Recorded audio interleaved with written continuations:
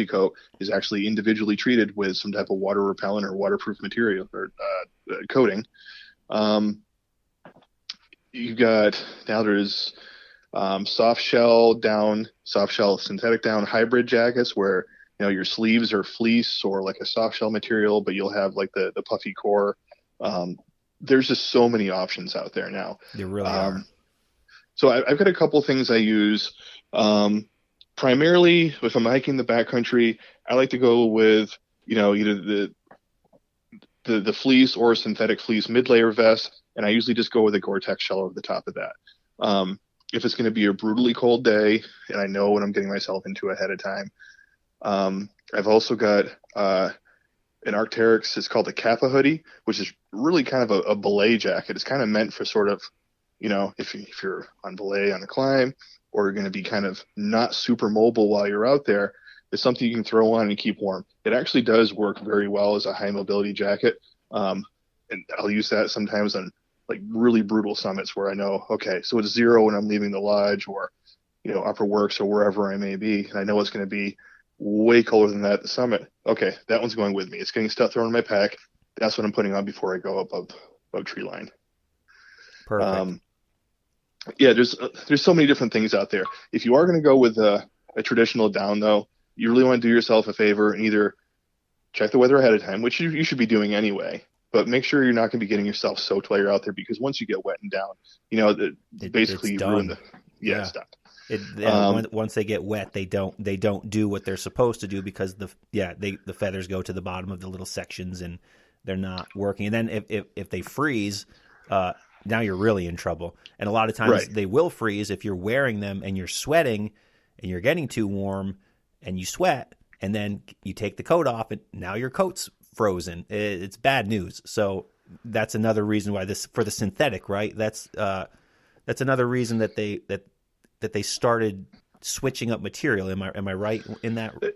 Right, absolutely correct. In my opinion, the synthetic stuff doesn't keep you as warm as the same fill density. So if you're going to take like a 650 or an 850 down jacket and compare it to a synthetic jacket of the exact same density, I don't think the synthetic is going to be quite as warm in a dry environment. But then you have the compromise. Well, what if you get wet? What if something happens? So I kind of like to stick with the synthetic stuff personally. It is a little bit easier to maintain because when you wash and dry it, you also don't have to worry about the feathers shifting around. You're not leaving a trail of feathers behind you everywhere you go, losing insulation. Totally. So. It's fascinating. We should, next winter, we're going to do an entire episode dedicated solely to the puffy coat. Just the puffy coat, the whole episode. It's absurd how much information, how many options there are out there. It's almost overwhelming, actually. So now the last layer, the shell, the top layer. I just wear I have a wind rain shell that I pop on, typically just at the summits or above tree line if it's windy or raining. Other than that, I don't use it. I don't want to, because it does make me sweat. Despite the zippers being open, I have a EMS brand rain pants and rain jacket / top shell that I put on for the windy days. That's what I'm using. Pretty basic. How about yourself? I'm a pretty traditional Gore-Tex guy when it comes to shells. Okay, cool. Right now I've got a couple I kind of rotate back and forth. I've got a North Face Guide Gore-Tex jacket, which in my opinion, for the protection versus the weight versus the durability, the placement of the pockets, is probably the best Gore-Tex shell you can possibly get your hands on, just my opinion. Bad news is if you don't have one right now, you probably never will, because North Face stopped making them a few years ago. So for whatever reason, which is, kind of the way of things, you find something you absolutely love, it wears out, you go get a new one, you find out they never made it again. So classic. Right. So I have that, and I kind of sort of keep it stashed away because even though I should be using it on the trail more often because it's really perfect for it, I don't like the idea of not having it anymore. I'm going to be really irritated with myself if I snag it on a branch and rip it or something like that. Primarily what I use is an LL Bean Gore-Tex jacket. It's very similar to the North Face Guide jacket. It's got the pockets in almost the same location. It is harness compatible, so the hand warming pockets are up a little bit higher on the torso. So if you're wearing a harness, you don't have to worry about not being able to get into your pockets. It's got pit zips, which is absolutely a must for me for a shell. Same, dude. It is a must. I wish every jacket had them, quite frankly, because it's a must. Agreed. Yeah. Yep. I think hey, if you happen to work for Outdoor Research or Marmot and you're listening to this podcast, for the love of God, please make a good soft shell jacket that has pit zips. I don't care. I'll carry the extra several grams or ounces around with me. Just We'll I buy understand it. you're trying to save weight. Yeah, we will buy it. Please trust me, we will buy it. Totally. But yeah, the Gore-Tex shell, that's an absolute must item. This one goes with me most of the year round. So spring, fall, absolute in the wintertime, it goes on me for every hike. In the summertime, I've got a much lighter, like a Marmot precip type jacket, which is just a rain shell. And if I check the weather obsessively, and I know it's one of those days where it's, you never know in the Adirondacks, but if you just have that gut feeling that the weather's right and it's going to be a true bluebird day, and it's warm outside, I've got a Patagonia. I don't remember the name of it right now, but it's like a ultralight, like a wind shell. It's like a trail running jacket that I'll use just to throw on for summits. Cool. Yeah, it's not a bad idea to keep some of this winter gear in your packs all year long, because you just never know, and it comes down to that whole idea of you'd rather have it and not need it than need it and not have it. You never know what's going to happen. Of course, oftentimes you assume everything's going to go according to plan, and you may hear me say to keep a puffy jacket in your pack at all times. You're just you're rolling your eyes at me, but you just never know. And sometimes in the middle of the night in July, on top of Marcy, it's below 30 degrees, so you never really know what you're going to run into. But certain items, winter or summer, are not a bad idea to keep in your pack when they're small. They take up not too much space, and they weigh next to nothing. So some things to keep in mind. So let's move on. Gloves and hats, pretty basic. Waterproof gloves. Oh, actually, no, I shouldn't say that. Gloves, actually, there's lots of different levels of gloves, and you have some really, really badass Summit gloves that are rated for negative 1,000,000 degrees, which are awesome and super expensive, but they are actually very worth it, because man, when you get to the top and your hands are frozen and you can't get them warm, they're clutch. But I have a few different EMS gloves, some waterproof gloves, and just a bunch of glove liners inside in my backpack. They take up no space. I have 2 pairs of gloves at all times in the winter time. Obviously, I don't bring any of those in the summer, but in the winter, I pack a backup set of gloves and a backup hat too. But I rarely wear the hat. Period. So that's what I'm packing when it comes to these items. Yeah, gloves, you can really, there's probably more variances of gloves out there than there are for puffy coats, honestly.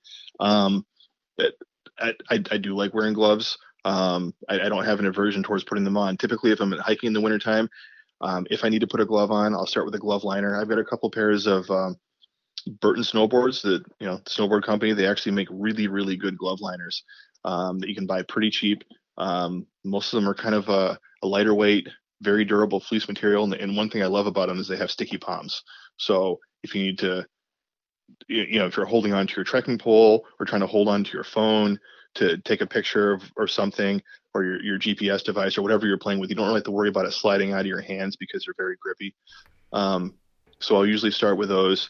If I'm getting ready to go up above tree line where I know it's going to be windy and cold and exposed, I'll usually change the liners out. If I've been sweating into them, put some dry liners on. And then I go with mittens. I really prefer mittens to gloves. I've got a couple different pairs that I use. I've got a pair of Gore-Tex mittens that are great. I've had them for a long time. They work absolutely beautifully. And a couple of years ago, somebody got me a pair of, I guess you could call them lobster gloves. Some people call them trigger finger gloves. Basically, what they have is just a split, so your forefinger can move independently from the rest of your hand, which is also very convenient for doing things like grabbing zippers. You can actually tie your boots with the gloves on without having to take them off. The mittens, I'm sorry. So we would call those Ninja Turtle gloves. That's what Ninja Turtle gloves. I like it. That's the official name for those lobster gloves.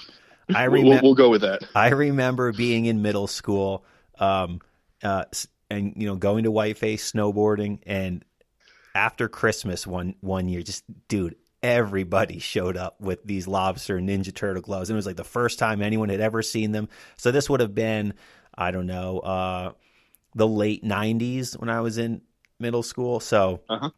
I do remember literally like just one specific Christmas season being at Whiteface every day during Christmas break, and suddenly everyone had these new cool Ninja Turtle looking gloves, and I had to have them.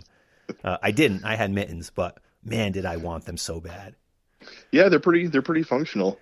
Big time. Obviously, they're not going to keep your hand as warm because your forefinger is independent, so you're losing a little bit of convection heat there. But they're great. They're another great option. I know a lot of people now, like you guys said, we're talking about the Summit gloves. Black Diamond and Marmot, some other companies make some really heavy duty like leather over gloves or over mitts, which are awesome too. They're Gore-Tex and leather, which seems like a weird combination, but if you're going to be in a super cold environment where there's a little bit of a low risk of getting your hands wet, they do work really well. I like to stick with the glove liners and just a Gore-Tex over mitt for the most part. But even in the summertime, though, I've got some really lightweight. Petzl makes them. They're kind of a lightweight belay and rappel glove I'll use just for descending. I do a lot of evening hikes because like they have the trails to myself, and hiking, especially descending by headlamp, things happen. You slip and get scrapes and bumps or whatever else. So I like to have a little bit of hand protection for that. So those stay in my pack actually year round. Nice. I've actually become a mitten guy as well. Liner gloves and then in the mittens. They are a noticeable difference as far as keeping your hands warm. All right, and the last section that I have written down here before we move on to backpacks, because I know people want to hear about backpacks, and that's going to include everything that's going in the backpacks as well. But trekking poles. Now, this is the list that you sent me. You said for trekking poles, you got your Z poles, you got your shock absorbing poles, you got your telescopic static poles. We just got trekking poles for days, so I don't know what any of those are. I have a set of Black Diamond poles with a cork grip. I don't remember the model. They're red and black. I need something heavier duty. I have bent them so many times and then bent them back. And then Black Diamond, great customer service. Highly recommend. They have sent me the replacement bottom sections of the shaft, no problem. But that's what I have. And I couldn't tell you if mine is a Z pole, a shock absorbing pole, or a telescopic static pole. I assume it's a telescopic static pole because it's 3 sections, but take me through all these different trekking pole options that I never knew about. Okay, so a Z type of pole is what you'll see in a lot of like endurance runners, like people who want to do ultra marathons. A lot of times they'll use a Z type of pole, and basically what it is they generally don't have a length adjustment. I think some of like the really nicer high end ones that are coming out now, they might be including that. But for the most part, picture like a tent pole. Basically, what you've got is 2 or 3 or 4 sections of pole with a shot cord that goes to the middle of it. So you reach back to your trekking pole pocket, you take them out, and you can do kind of like a one-handed flick. The pole extends and it locks into itself. So now you haven't had to break your stride, you haven't had to stop moving. Now suddenly you have a functioning trekking pole in your hand. I can picture that movement. You described it beautifully. So a shock absorbing pole, generally they're the same idea as a telescopic pole. They usually are telescopic, but instead of having like the flick locks on them, they'll have kind of like a screw lock, right? So it's like an internal screw mechanism.